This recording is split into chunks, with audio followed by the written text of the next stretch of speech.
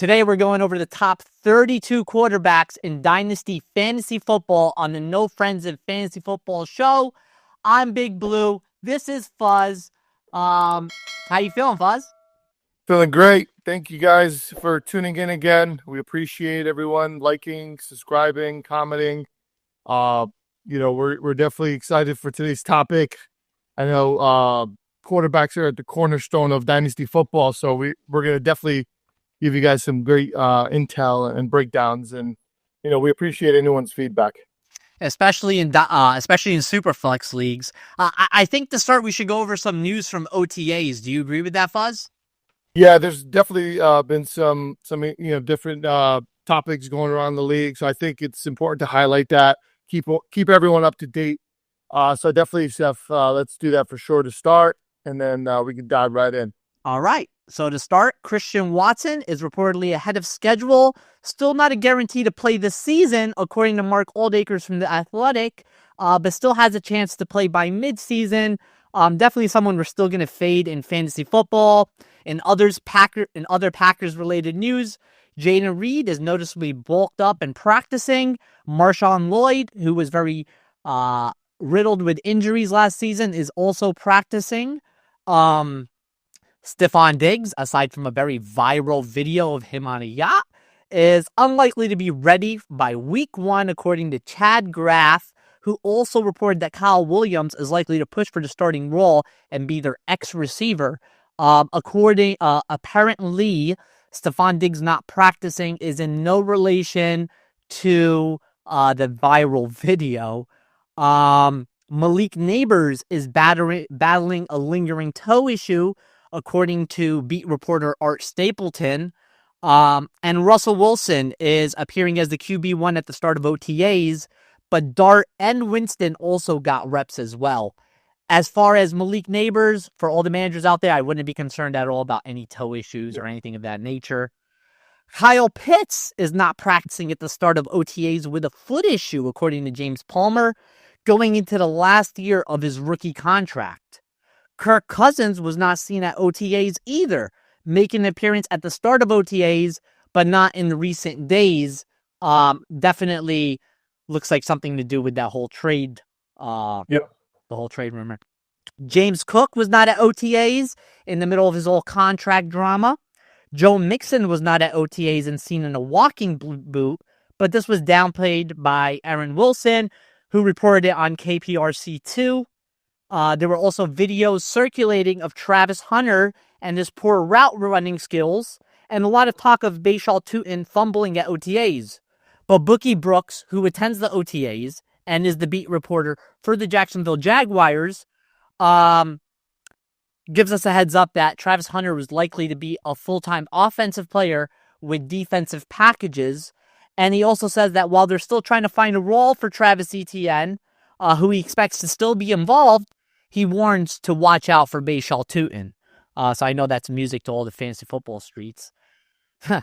Zach Taylor claims that Jermaine Burton is impressing in camp. Make of that as you may. And Tyler Warren looked every bit of a stud on his first day of OTAs. Caught the ball early and often from both QBs from short and intermediate downfield ranges. Caught the ball with ease and confidence, according to Jake Arthur. Anything to say about that, Fuzz? Definitely some news to keep your eye on as we get closer to September, and also for people that are waiting for their redraft, draft coming up. So, it's always good to keep your eyes out on the news, training camp.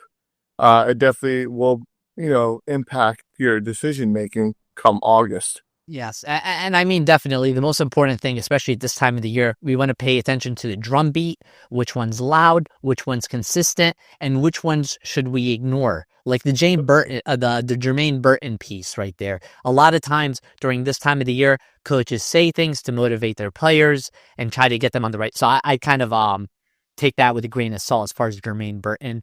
But you do want to keep an open ear now. I think it's time for us to jump into our top 32. Right, Fuzz? Yeah, let's get it. Let's go. All right, let's start up. So I guess first and foremost, we got Jaden Daniels, Lamar Jackson, and Josh Allen. By the way, guys, I'm sorry. First off, please like, comment, share, subscribe. These are Big Blue's rankings. Our consensus rankings and Fuzz's rankings will be found on our website, onlykangaroos.com, which should be up soon. Sounds good. Any pushback to my first tier here in terms of Jaden Daniels first, Josh Allen second, and Lamar Jackson third? No, I think the pecking order looks right. The only thing that I would change, in my opinion, I know you got some criticism on the last video regarding Joe Burrow, but I would slide Joe Burrow into that tier 1. Yeah, well, no, we're still okay. Yeah, that's the only thing that I would change. But I like the 1, 2, 3. Burrow being in tier 1. I feel comfortable with your tier 2 rankings, having Mahomes and Hurts both there. But just to start, I think based on the historic season Joe Burrow had, like I said, 5,000 yards, 43 touchdowns. It was one of the best seasons from a fantasy perspective, from a pocket passing quarterback, right? He was literally right behind Josh Allen with 381 fantasy points. Josh Allen had 385. So that's the only reason why I would say I like Joe Burrow being in that tier 1. He definitely deserves it. So, yeah. So, all right. So since we're getting into Joe Burrow, which I would have wanted to get into later, I'm going to show my next tier here. But with that being said, so let's talk about this a little bit. Now, I would never, and I don't care how much controversy my takes get, but I would never put Joe Burrow in that first tier. He's not a running quarterback. Last year, just to pull it up exactly, he had his highest career attempts per game. He also had his highest touchdown rate per attempt per game. The only way for him to maintain that or to exceed that from where you're drafting him is for him to do more attempts, which that's likely going to regress in the coming season, and that's a lot to do with why I would argue that Brock Purdy this season would be a knockoff of Joe Burrow. I don't want to get into that because of how much controversy that caused online. But with that being said, there's no way in hell, especially in that first tier, if I'm doing a redraft, if I'm doing a dynasty startup right now, the first 3 options I'm looking at in Superflex are Jaden Daniels, Josh Allen, and Lamar Jackson. And the main reason, so what gives me hesitation right now with Jaden Daniels, right? Because a lot of times rookie QBs who have great rookie seasons like Jaden Daniels did, they tend to regress the following season. We've seen that with Cam Newton. We've seen that with a lot of people. But with Jaden Daniels, you're getting him early in his career. And there was something about him. And I had Cam Newton his rookie year. I had RG3 his rookie year. I had a lot of these. Our people who play in our fantasy leagues know I have this thing with rookie QBs. Jaden Daniels had this certain aura to him, this certain confidence to him, this certain swagger to him that can't be taught. Next season, maybe Cliff Kingsbury's offense is more predictable. Maybe they take a little bit of a step back, but this is more of a long-term strategy. Okay. Yeah, I agree. And just to give everyone context, in our Dynasty League, Jaden Daniels went number 1 overall, which is, in my opinion, it could have went either way, right? Lamar, Josh Allen, Jaden Daniels. But I think the reason why he went number 1 in our league was more of an age factor, combined with the fact that he had a historic rookie season.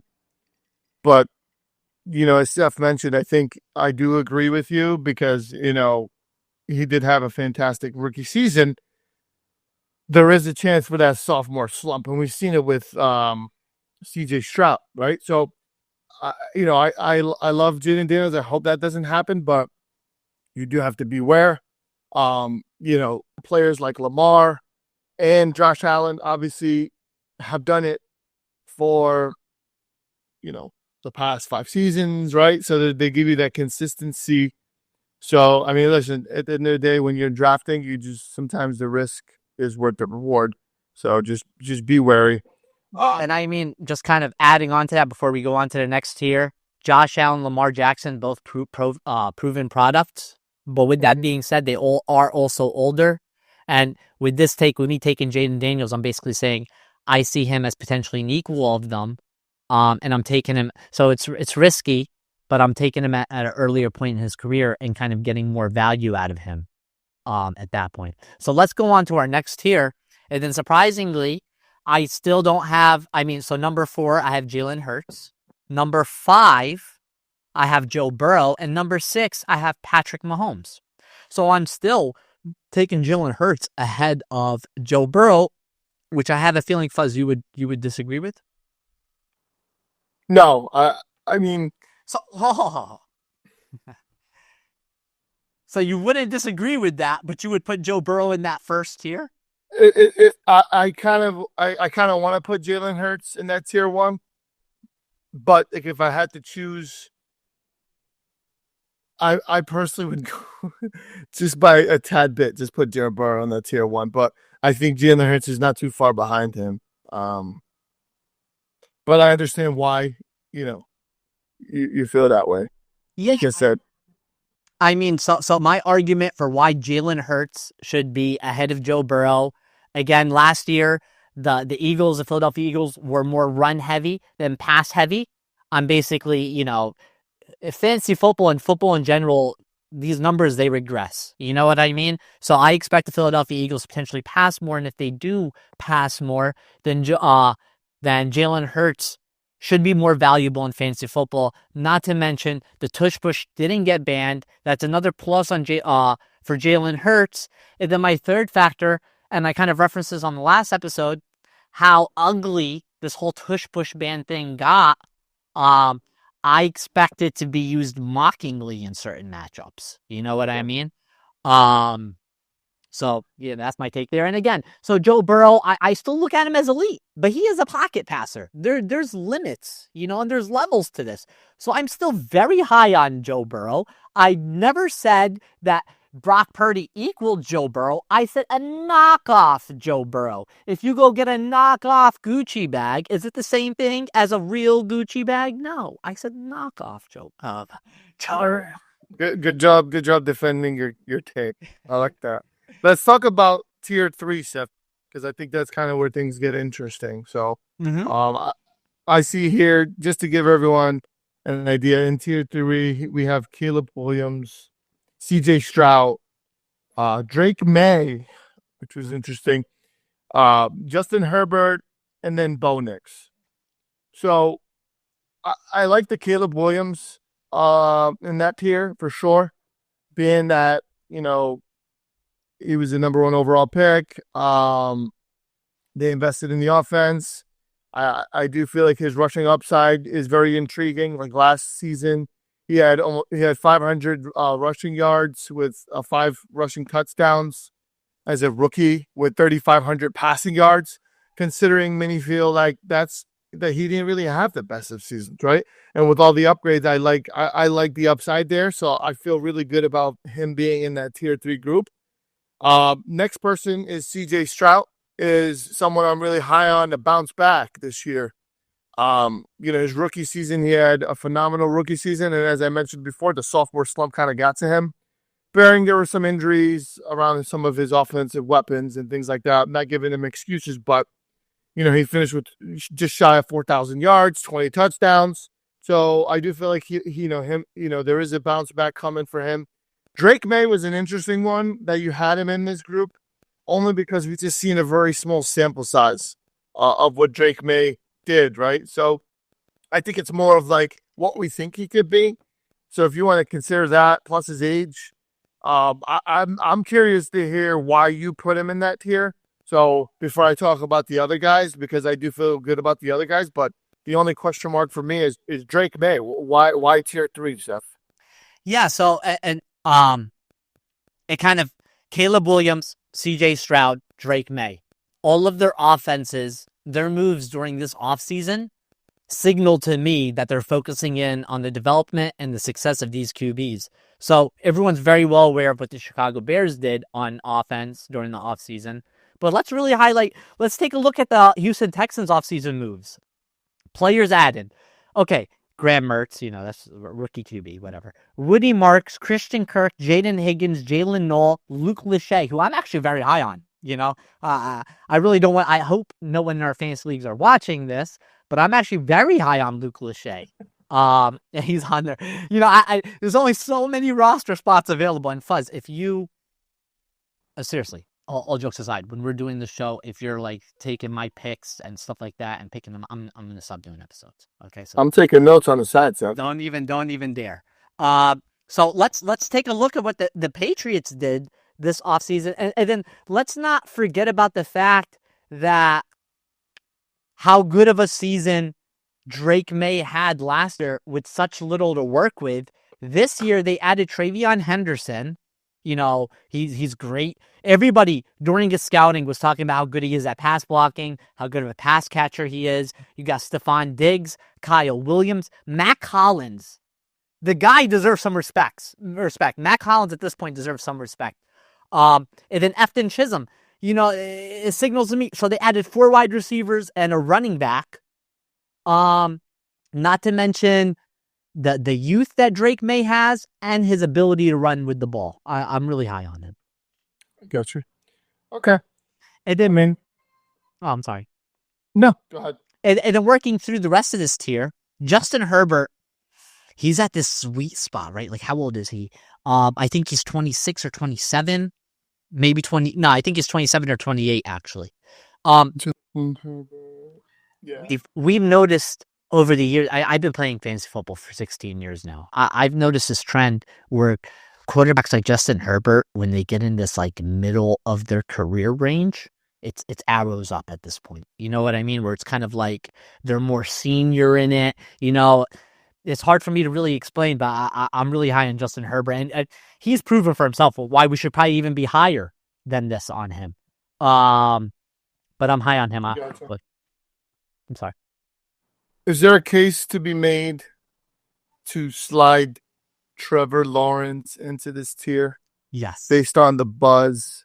I'm only saying that because obviously a lot of people are still disappointed in the performance the last few years. But being that he's 25 and he has what he has, I mean, is there a case to be made to put him in that tier 3?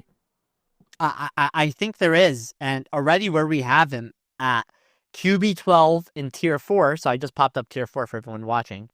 We're really high on him compared to consensus, where I think most consensus rankings have him at QB 16 to QB 18.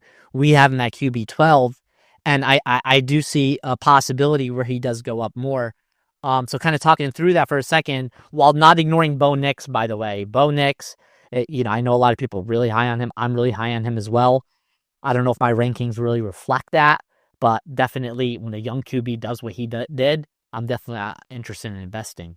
But going back to Trevor Lawrence, this season and past seasons, we're high on all of his weapons, right? We're high on Brian Thomas. We're high on Travis Hunter.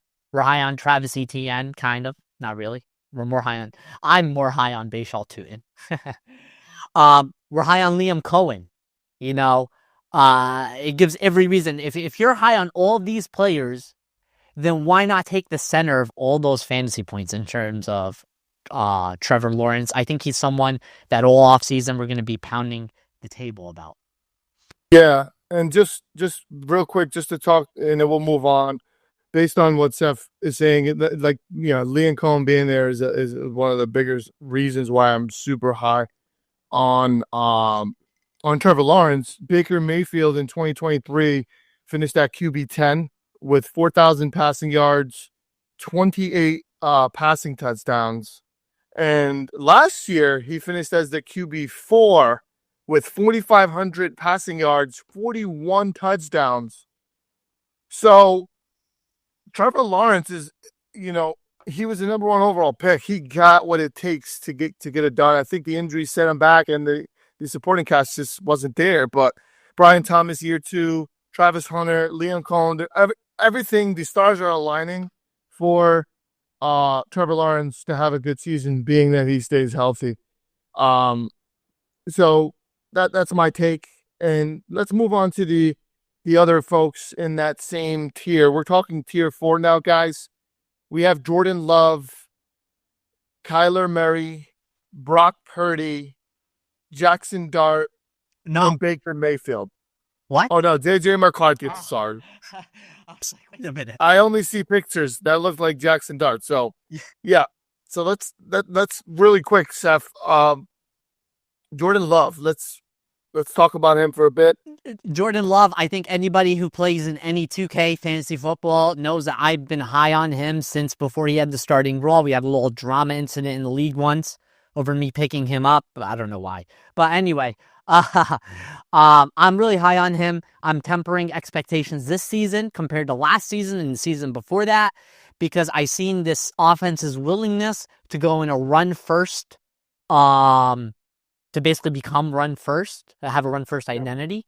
So because of that, and because I know, so Jordan Love, and I just, not just because he's a Packer, but he gives me like nostalgia. I used to love Brett Favre. You know, he gives me nostalgia of Brett Favre in terms of just that. Fuck it. Like, I'm just going to throw the ball. You know what I mean? To catch it.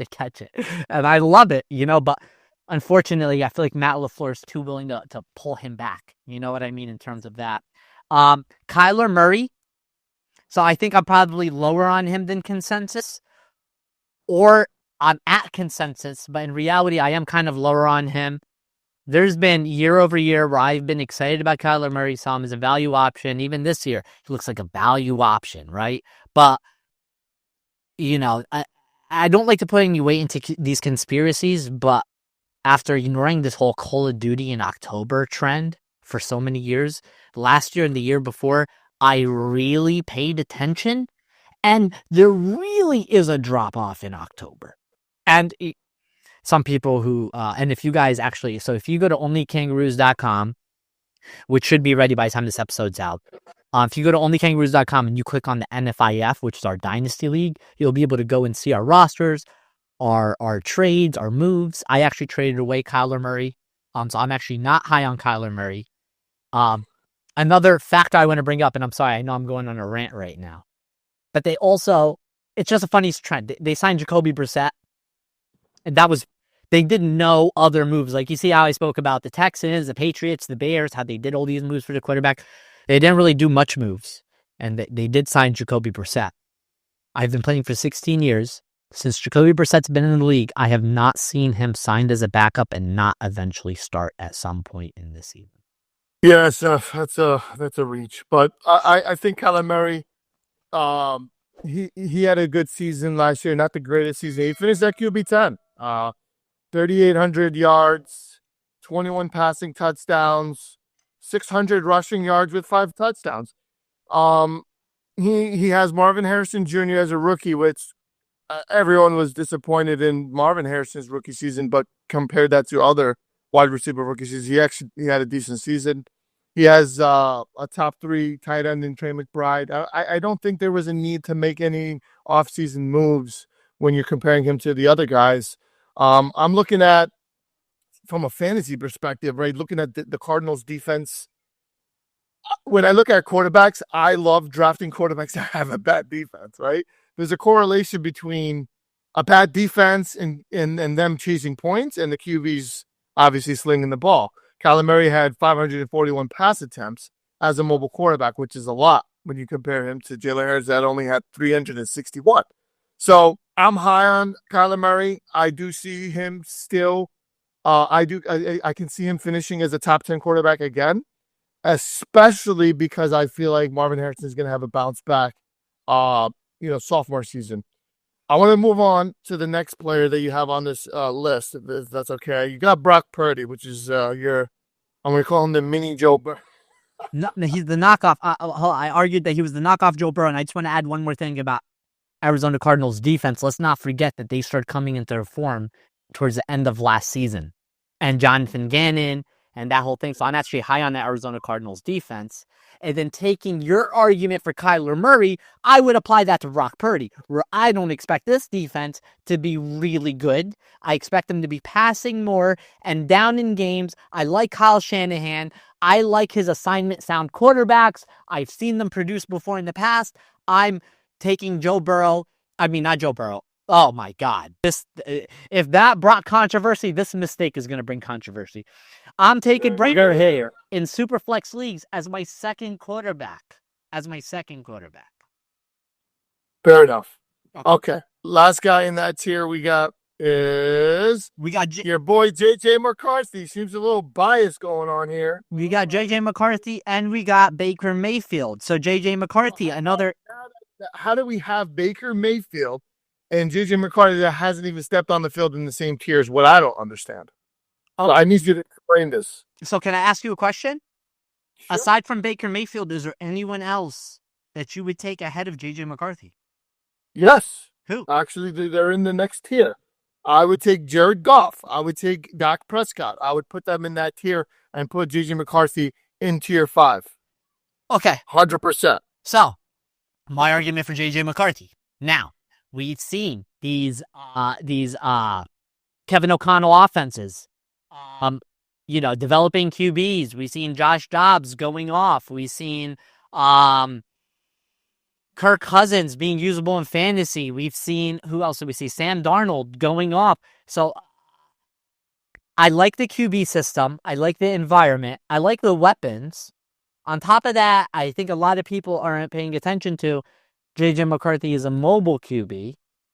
There is some risk involved. If you can't tell from me putting Jaden Daniels number 1 overall, I'm a risky type fantasy player. And it's either go big or go home. So it is a riskier call, but he is more mobile. And on top of that, he was drafted in a QB class that, we have a lot of high hopes for. You know what I mean? So I'm going to take that gamble on him. And then with Baker Mayfield, I expect some negative regression. It is what it is. They lost Liam Cohen. I'm not expecting. So when I say negative regression, I'm not expecting this guy to just. All right. So let me ask you. I'm going to interrupt. Earth. I'm expecting just maybe a few points down or so. Okay. So if Baker Mayfield finished as QB4 last year, if he regresses, worst case scenario, where do you see him finishing this season? I mean, QB what? He was at QB4 last year? Yeah. Worst case scenario, where does he finish? He's within the top 10, maybe 11. Okay. If JJ McCarthy has a decent season, because at the end of the day, I still consider him a rookie, where does he finish? Realistically. North of 15, QB 15. But this is, again, dynasty ranking. So it's not just based off next season. I understand, but that growth. JJ McCarthy is what, 23, 24? Baker Mayfield. JJ McCarthy is 22. And how old is Baker Mayfield? 30. Okay. All right. So that makes sense. So you're basically basing it off age.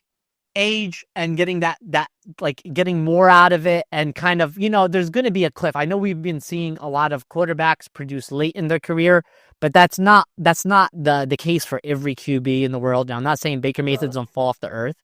I'm just saying that this, I like JJ McCarthy more. He runs more. Yeah, no, I get it. I'm just when I look at quarterbacks, I obviously look at the youth, but I'm looking more of the experience of what have you done. Like, for example, your take on Drake May. He played 10 games. I've seen a sample size of some of his throws, obviously the weapons he had, which were terrible, and some of the things he did. And I see the vision as to why you feel like he could fall into that category. I see that because I've seen him play at the NFL level. But the fact that JJ McCarthy hasn't seen a snap is a little concerning to me. But like I said, that's why we do these rankings. Not everyone's going to be aligned. Everyone's going to have their own take. So Let's move on to, if you don't mind, just to add on to your argument. 1 second, I'm sorry. So that argument can be extended to even trading for draft picks or trading for rookies or whatever that may be. A lot of times we'll put value on that draft pick, on that rookie, because we'll look at it like the mystery box. What if that mystery box is the next Lamar Jackson or the next blah, blah, blah? So I'm going to take that risk just in case. For the mystery box is always going to be a little bit more appealing sometimes, wrongfully so, and sometimes rightfully so. There than the commodity. So going on to the next tier of players. And by the way, guys, so 2 things, please, if you're still watching right now, subscribe, like the video, comment, let us know your thoughts so far. We really would appreciate it. We love talking fantasy football, and we love talking fantasy football with you. But again, these are tiers. So if you like a certain quarterback in the tier more than another quarterback who's ranked ahead, I'm basically saying I see them all the same. I see these set of players. So Baker Mayfield and J.J. McCarthy, them being in the same tier, I don't see that big of a difference between them. You know what I mean? Okay. So you could kind of move within there. So headliners for the next tier, tier 5, we got Michael Penix, Cam Ward, Bryce Young, Jared Goff, Dak Prescott. Any questions? Any observations? Yeah, I got feedback from the last podcast. It's Michael Penix, not Penix. So Yes, let's keep it. And that's my quarterback, so let's make sure we don't butcher his name, Chef. As I was about to say, I was like, I feel like I'm about to mispronounce it. Yeah, but yeah, fair enough. I like this tier. I think I'm aligned. And kind of speeding through it real fast. You know, I like all the weapons in Atlanta, so I'm obviously going to be high on the QB. Believe it or not, I'm not that high on Cam Ward, but me putting him there is basically giving him that chance to prove why he's the number 1 overall QB. Bryce Young at the tail end of last season, we've seen him start going off. Jared Goff, I have him ranked so low because I expect some negative regression from last season. So that's why I have him ranked so low. Believe it or not, Dak Prescott, despite me having him ranked so low in Dynasty football because of his age and because of how, his career looks at the moment, I do expect him to be a positive regression candidate going into next season. So I do expect him to have a better season next season. All right. Let's talk about tier 6, man. I see some guy here I find it interesting you put him in here. I'm curious to hear why that's the Jalen Milroe. Can you give us a case as to why he's in that same group as Justin Fields, Tua Tagovailoa, Anthony Richardson, Sam Darnold, Geno Smith, Jackson Dart, and I don't know who the last guy is. There's Geno Smith, Tyler Show, Jackson Dart. So if there's anybody that's going to be beating the drum for Jalen Milroe this offseason, it's going to be me. So look, in Jalen Milroe, he's not a proven commodity. He's a backup right now to Sam Darnold. Going in, and this was a poor QB class. Despite that, going into this draft, I viewed Jalen Milroe as the second best QB in this in this draft, with the third being Shedeur Sanders and the first being Cam Ward. And the main reason for it is because he's very similar to guys like Lamar Jackson and Anthony Richardson. I heard somebody compare him to Matt Forte. That was the QB comparison. How good he runs. You know what I mean? So he's someone you want to take a bet on. Get him in your dynasty leagues, and if he develops a little bit as a passer, just a little bit better as a passer, you know what I mean? Gets on that field, it's fantasy point galore. Let me remind you of Tim Tebow, who is one of the shittiest real life QBs. But in fantasy football, he won leagues. Think about been on Anthony Richardson late. Just to chime in, I obviously have him. I just wanted to hear your take. I took him in the early late second round. The reason why I took him, like you said, the upside is unbelievable. He ran a 4.3 in the combine as a quarterback. That's 200 plus pounds. like Seth says, if he could improve on his mechanics as a thrower and has an opportunity to see the field, which I do see Seattle mixing him up on some creative design plays. So I like that. Especially he's only 22. Next guy you got is Justin Fields. I think we spent a lot of time talking about him last time. Yeah. And some people might be more high on him. The reason why I have him ranked so low is because I really see this season as his last chance in the NFL. I know it's probably a little rough, but there's a lot of risk baked into this season. And on top of that, let's be real with ourselves. We've seen him go from the Bears to the Steelers to now the Jets. We can make up our excuses and say it was the coaching staff or it's the organization or whatever. But at the end of the day, he didn't win those jobs. If he was really elite, he would be winning those jobs. Okay. And then you got Tua Tagovailoa. We got that risk with the concussions. Anthony Richardson, it looks like Indianapolis is getting their fan base ready for them to already switch the page. I think that's not really fair. I wish he went somewhere kind of like Jalen Milroe where he got a chance to develop.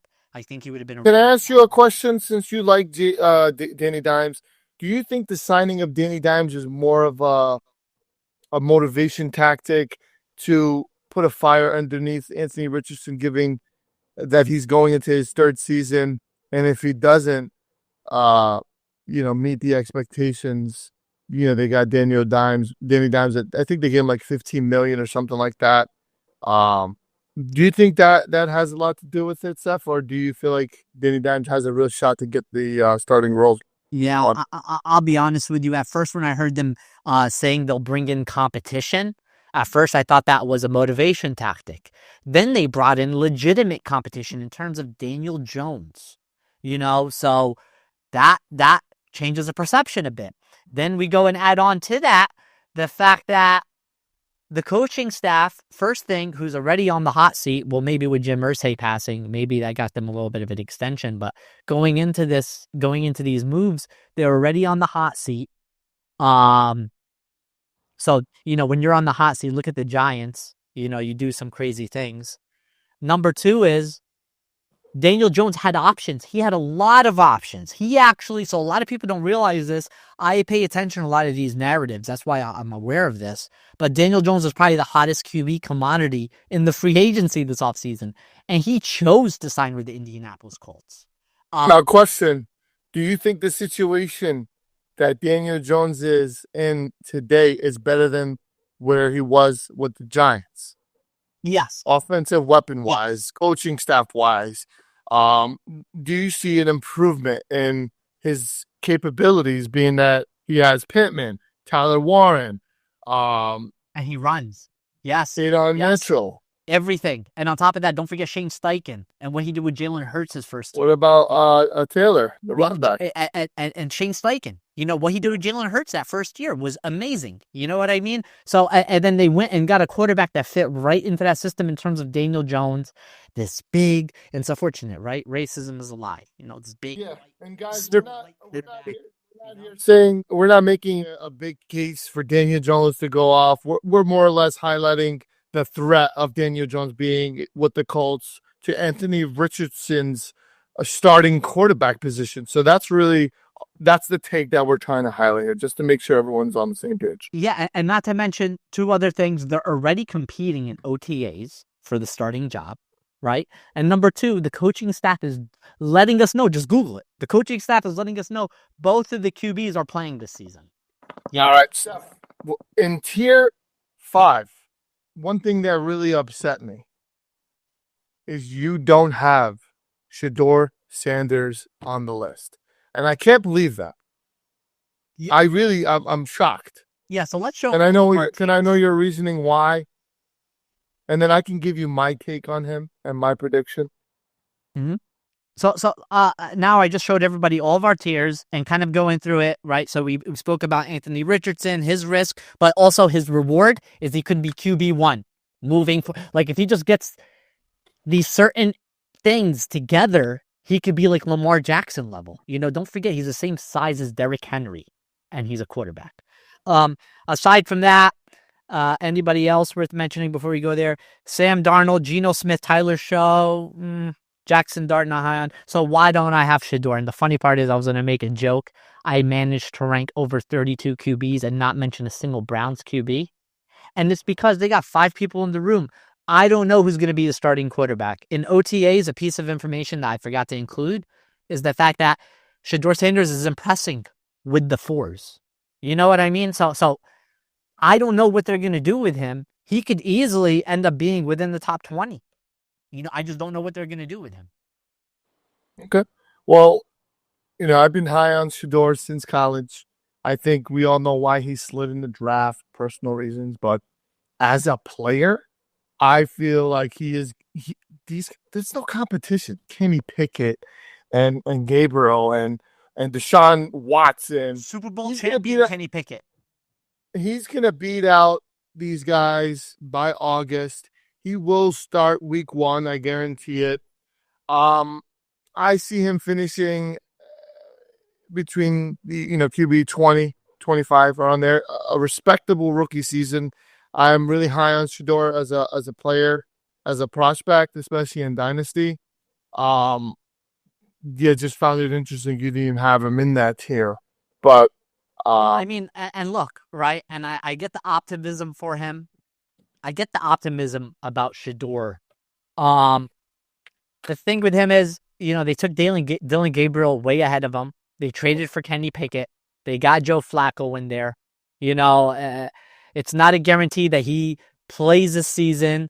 And if your conspiracy is true, it's not a guarantee that they don't blackball him even further. And then let's say the conspiracy isn't true and he actually isn't that good. Because one of the biggest knocks on Shador as a prospect is that he reacts late in plays and he throws the ball late sometimes. So okay. So your take is he's a bust. Is that what I'm hearing? Yeah, you have to be drafted high to be a bust. Okay, so do you think he's not a good quarterback? I think he's good. I personally believe he's going to be a good quarterback. But for me, to advise other fantasy managers to take a quarterback, and I'll make risky calls. I just told you to take Jalen Milroe. Look, I told you to take him at QB 23. You know what I mean? So I'm not afraid to make risky calls, but this one's ultra risky where I don't know if he'll even get a chance to play in this offense. And it's too risky.